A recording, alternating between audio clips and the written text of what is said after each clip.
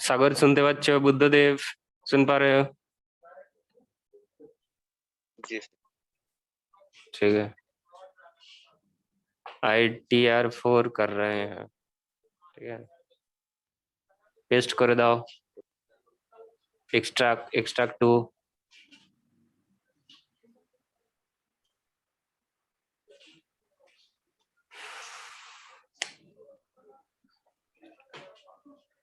Open कर लो। ITR2 किसके लिए है? बोलो। ITR2 किसके लिए है? वो मिल जाएगा फर्स्ट पेज में। For which person? इसी फॉर्म का फर्स्ट पेज में देखोगे तो मिल जाएगा किसके लिए है।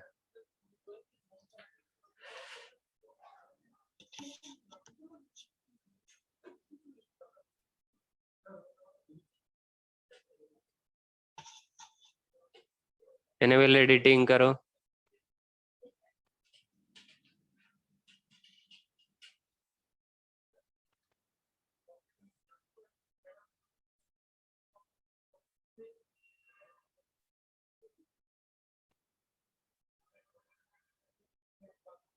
क्या लिखा है? रीड करके देखो। फॉर इंडिविजुअल HUF फर्म्स, ये अदर देन LLP छोड़ के, अदर देन LLP, सिर्फ इंडिविजुअल HUF फर्म के लिए है। बीइंग रेसिडेंट, ये लोग रेसिडेंट होना चाहिए। अगर नॉन रेसिडेंट है तो ये फॉर्म उन लोगों के लिए नहीं है, सिर्फ रेसिडेंट के लिए। हैविंग टोटल इनकम, जिन लोगों का टोटल इनकम है 50 लाख तक। Having income from business profession, and जिन लोगों का बिजनेस प्रोफेशन इनकम है, और व्हिच इज कंप्यूटेड। क्या बिजनेस प्रोफेशन इनकम कैसा कंप्यूट किया जा रहा है? सेक्शन 44 AD के हिसाब से, 44 ADA के हिसाब से, 44 AE के हिसाब से। 44 AD मतलब तुम बोल रहे हो कि मेरा बिजनेस इनकम 6% से ज्यादा है। अगर तुम्हारा ट्रांजेक्शन बैंकिंग चैनल से हो रहा है तो 8% से ज्यादा है प्रॉफिट बिजनेस से, अगर तुम्हारा ट्रांजेक्शन कैश में हो रहा है। 44 AD में ये बोला गया है। अगर तुम ऐसे डिक्लेयर करते हो प्रिजम्पटिव, मैंने प्रिजम्पटिव मतलब प्रिज्यूम करना मतलब एक एस्टिमेट बता देना कि मेरा इतना प्रॉफिट हो रहा है, ठीक है। तुम्हें बुक्स ऑफ अकाउंट्स मेंटेन करने की जरूरत नहीं है। सिर्फ तुम्हें 6% 8% से ज्यादा दिखाना है प्रॉफिट, जितना तुम्हारा टर्नओवर है। सपोज तुम्हारा टर्नओवर है 1,20,00,000। अगर तुम 6% डिक्लेयर कर देते हो कि मेरा प्रॉफिट इतना है, मिनिमम फिर 6% डिक्लेयर करना पड़ेगा, तो तुम्हारे लिए ये फॉर्म एप्लीकेबल है, क्योंकि तुम profit and loss balance sheet मतलब बुक्स ऑफ अकाउंट्स मेंटेन नहीं करना चाह रहे हो। ये बोला गया है 44 AD में। 44 ADA इसमें बोला गया है कि प्रोफेशन, ये प्रोफेशन की केस में, ये भी प्रिजम्पटिव इनकम है, लेकिन ये प्रोफेशन के केस में, अगर प्रोफेशनल पर्सन डिक्लेयर कर देता है, उसका जो ग्रॉस रिसिप्ट है, ग्रॉस रिसिप्ट में से 50%, एटलीस्ट 50% प्रॉफिट हुआ है, तो वो ये फॉर्म भर सकते हैं, ठीक है। उसके लिए profit and loss balance sheet prepare करने की जरूरत नहीं। 44 AE ये भी प्रिजम्पटिव है, ये ट्रांसपोर्ट बिजनेस के लिए, जिसका किसी ईयर में 10 व्हीकल से ज्यादा नहीं है, मतलब मैक्सिमम 10 व्हीकल्स है। ट्रांसपोर्ट कंपनी के लिए, ट्रांसपोर्ट बिजनेस के लिए, कंपनी नहीं है यहाँ पे, इंडिविजुअल HUF फर्म है ट्रांसपोर्ट बिजनेस के लिए, लेकिन जिसका जो व्हीकल है वो अप टू 10 व्हीकल्स है, वो ये प्रिजम्पटिव स्कीम ले सकता है।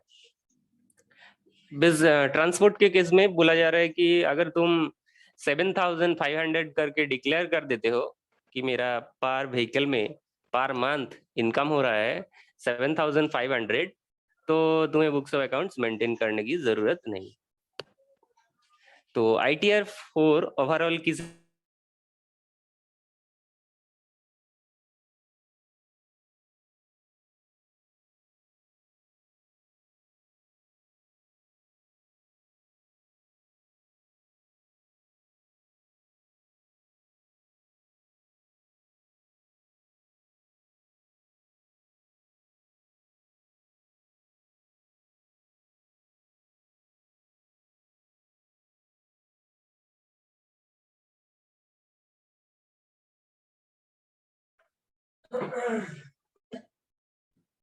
চলো বিপিতে দাও, যাও বিপিতে।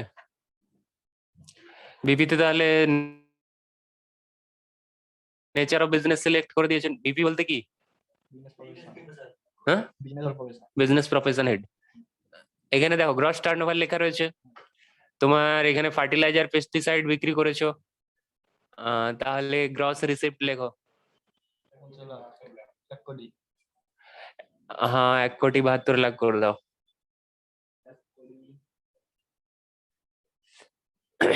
এটা কিসের? দাঁড়াও দাঁড়াও দাঁড়াও, 1,72,00,000 আবার দুটো ভাগ করতে হবে। 50 লাখ করো, 50 লাখ করো ক্যাশে হয়েছে, আর 1,20,00,000, 1,22,00,000 করো ব্যাংকের থ্রুতে হয়েছে। এটা 1,22,00,000 করো, 1,22,00,000, এটা তোমার ব্যাংকের থ্রু দিয়ে হয়েছে। ওখানে কি লেখা রয়েছে দেখতে পাচ্ছ? Through account page check, bank overdraft, bank electric clearing সিস্টেমের থ্রু দিয়ে হয়েছে, মানে অনলাইন মোডে আর ব্যাংকের থ্রু দিয়ে।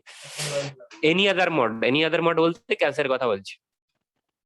বাকিটা দাও, বাকিটা 50 লাখ দাও, ক্যাশে 50 লাখ হয়েছে, দাও।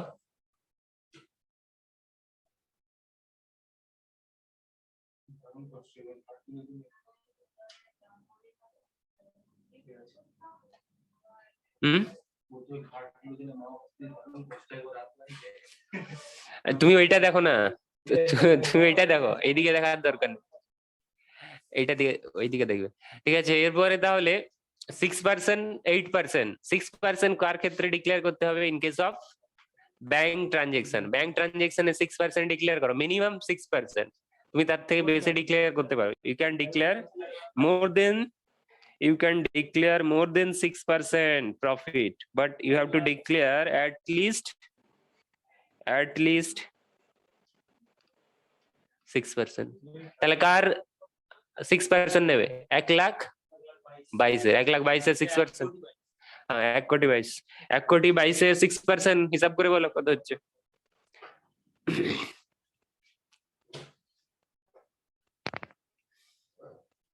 তাহলে তোমার টোটাল যে সেল হয়েছে, গ্রস রিসিপ্ট হয়েছে, সেটা হচ্ছে 1,72,00,000। তুমি বলছো যে আমার ক্যাশে হয়েছে 50 লাখ আর ব্যাংকের থ্রুতে হয়েছে 1,22,00,000। 6% তাহলে ডিক্লেয়ার করো। 7,32,000 দিতে নিয়েছে দেখতে পাচ্ছ। তুমি যদি 7 লাখ দাও, নেবে কি? 7 লাখ দাও তো। তুমি যদি বলো আমার প্রফিট 7 লাখ, নেবে কি? দেখো কি বলে। নিয়েছে, আবার কমো, 5 লাখ করো। আচ্ছা করো।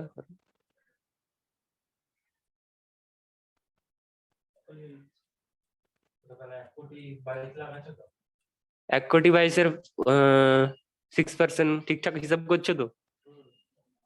কোথায় দেখি, দেখি দেখি দেখি। 1 লাখ দিয়ে দিন, 1 লাখ। 1 লাখ দিয়ে দেবো, একদম কম দিয়ে। 1 কোটি দাও, 1 লাখ দাও, 1 লাখ দাও, কি বলে? 1 লাখ দাও। তোমার ভুলভাল মাল্টিপ্লাই চিহ্ন দাওনি কেন? এখন তাহলে বলছে না, পরে বলবে, তুমি যখন ভ্যালিডেট করবে তখন বলবে, তখন বলে দেবে। এখন তাহলে তুমি ওটাই থাক। আচ্ছা না, এখন তুমি 7,32,000 দাও, 7,32,000 দাও, পরে দেখা যাবে।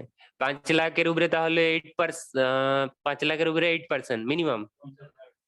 হ্যাঁ, 50 লাখ, 50 লাখের 8% কত হবে?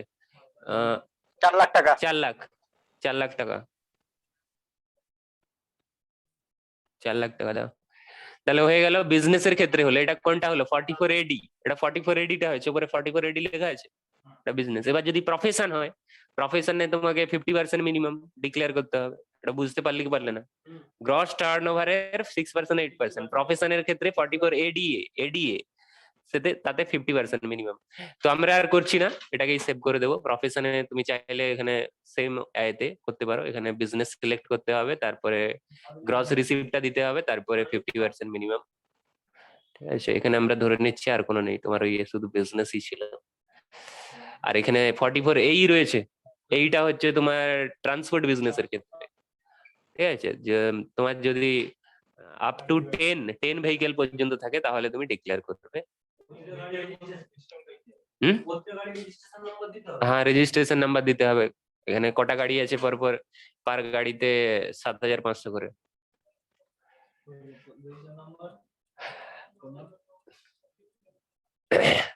এরপর তাহলে ট্যাক্স পেড ভেরিফিকেশনে যাও। নরমালি কার হবে? বিজনেস প্রফেশনের ক্ষেত্রেই হবে। তোমার ট্রান্সপোর্ট বিজনেস কটা পাবে? নর্মাল বিজনেসই বেশি পাবে, ট্রান্সপোর্ট বিজনেস কটা পাবে? আচ্ছা, এখানে আবার কোথায় এসেছো হরিদাস? ছাড়ো, ব্যাংক অ্যাকাউন্ট ডিটেলস দাও। সেভিংস,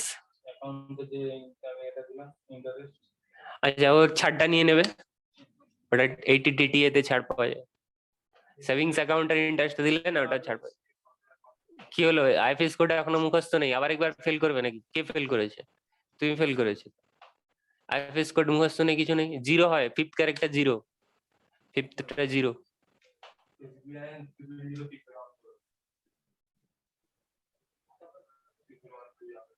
কি হলো, টোটাল 11 ডিজিট হবে, টোটাল 11 ডিজিট হবে না, 10টা হয়েছে, টোটাল 11টা দিয়ে শুরুই হবে না।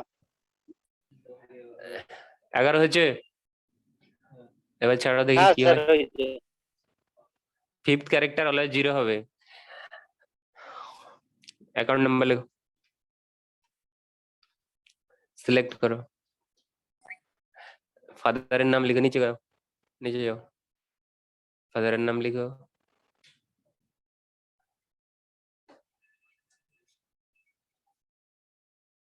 प्लेस काटो काटो, अपग्रेड ना काटो, सिलेक्ट,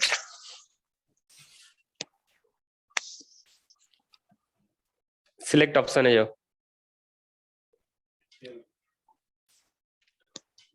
अच्छा, टीटीए তে কি ওই সেভিংস ইন্টারেস্টের ছাড়টা নিয়ে নাও। টিটিএ তে গিয়ে, টিটিএ তুমি কোথায় পাবে? ইনকাম ডিটেইলসেই পাবে, ইনকাম ডিটেইলসে নিচের দিকে, তো নিচে নামা, আরেকটু নামা, টিটিএ সেভিংস অ্যাকাউন্টের ইন্টারেস্ট 2,500 বসিয়েছিলে, 2,500 লেখো। ছাড় পাবে কত? 10,000ই পাবে, 10,000 ছাড় পেয়েছো। ঠিক আছে, আর কিছু নেই। আমি ধরে নিচ্ছি তোমার আর কোনো ইনভেস্টমেন্ট নেই। এলআইসি টেলআইসি থাকলে যেমন আগেরটা করতে সেইভাবেই করবে। এইটিসি তে বসাতে হয়, এইটিডি তে বসাতে হয় যদি হেলথ ইন্স্যুরেন্স থাকে। এখন আর আমি কিছু করছি না, এখন আমি করব কি, ক্যালকুলেট ট্যাক্স। ক্যালকুলেট ট্যাক্সে যাও, ইনকাম ডিটেলসই পাবে প্রথম সিটে, রাইট হ্যান্ড সাইডে ক্যালকুলেট ট্যাক্স। এখানে কোথায় তোমার ভুল রয়েছে বলছে, enter the name of business, বিজনেসের নাম বসাওনি, ডেটরসের ডিটেলস উপরে তোলো। বিজনেসের নাম লেখনি, বিজনেসের নাম কি? কে? ABC fertilisers.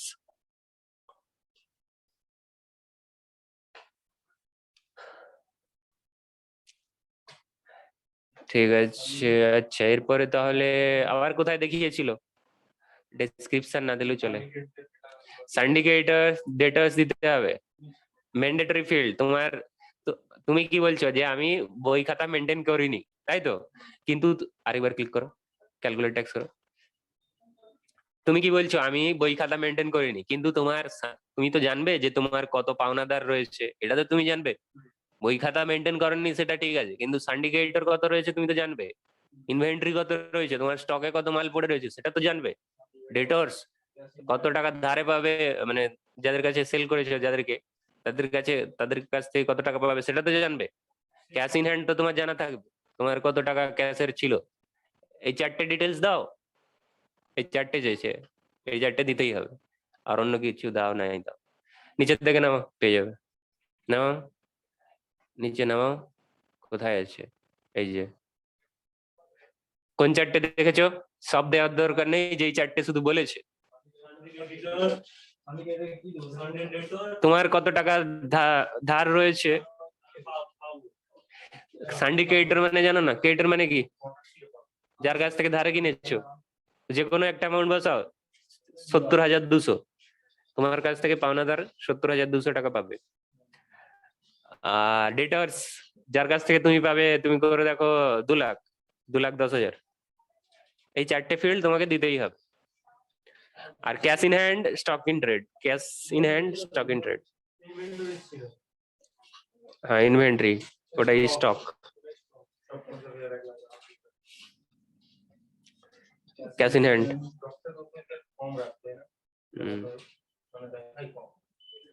Cash in hand দিয়ে দিয়েছো, বাস। এরপরে আর এবার যাও, আর এরও দেখাবে না আশা করি। আচ্ছা, অপশন 80D তে ওই যে নট ক্লেমিংটা করতে হবে।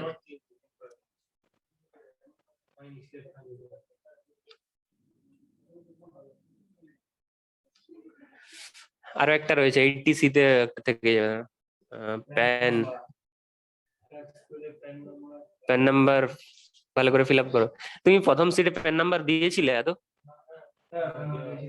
সেটা কপি করে নিয়ে আসো। প্রথম সিটে ইনকাম ডিটেলস কোথায় খুঁজছো এখানে? আরে ইনকাম ডিটেলসে যাও, সেখান থেকে কপি করো, একই প্যান নাম্বার দিতে হবে, কপি করো। আরে ক্লিক তো করবে, ওইরকম ফরম্যাট নয়, ওইরকম করে নয়, ডবল ক্লিক করো, ডবল ক্লিক করো, হ্যাঁ সিলেক্ট করো, কপি করো, সেখানে গিয়ে পোস্ট করো। ট্যাক্স পেড,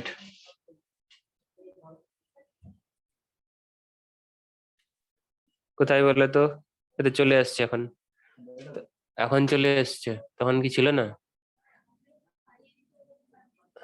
এই তো হয়ে গেছে, ক্যালকুলেট ট্যাক্স হয়ে গেল। কত ট্যাক্স হয়েছে কোথায় দেখতে হবে? প্রথম সেটাই পেয়ে যাবে, লাস্টের দিকে পেয়ে যাবে কত ট্যাক্স হয়েছে। তুমি ইচ্ছা খুশি ইনকাম বসিয়েছো তো তো ট্যাক্স হবেই। বিজনেস ইনকাম থেকে কত হয়েছে?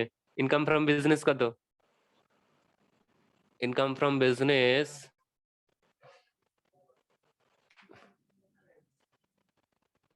এখানে স্যালারি ইনকাম হয়েছে তোমার।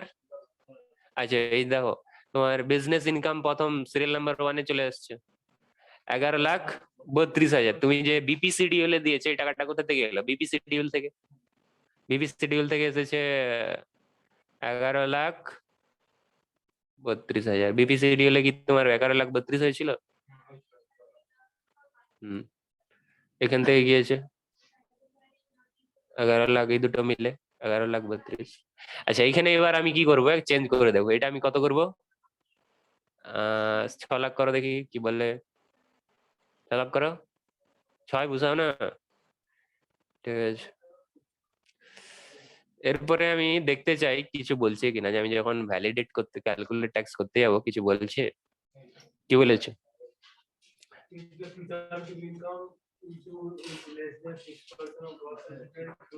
কি বললো?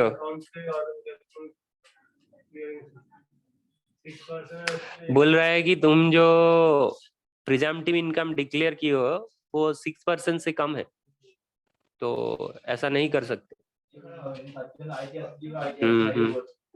तो अगर तुम ऐसा करना चाह रहे हो तो तुम्हें ITR 3 फिल करना होगा। चलो